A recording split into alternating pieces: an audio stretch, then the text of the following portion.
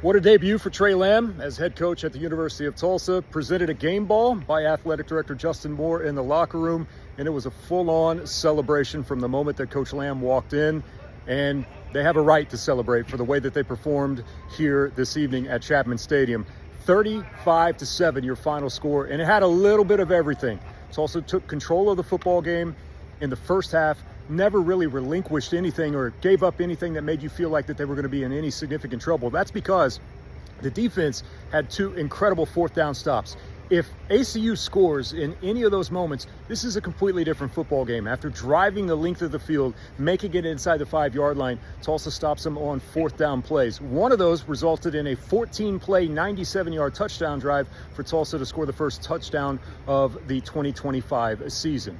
And then at halftime, coming out of the locker room, things got a little bit sloppy in a few elements for Tulsa's game, but they quickly took control back over again. Ray Coney was an absolute monster tonight at linebacker, 14 tackles for him. Micah Tease in his Tulsa debut had some big moments, so did Booker.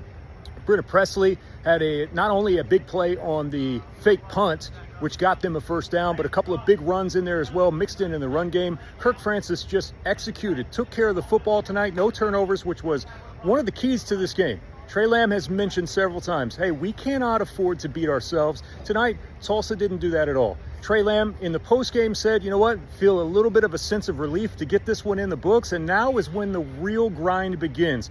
But you got to celebrate this.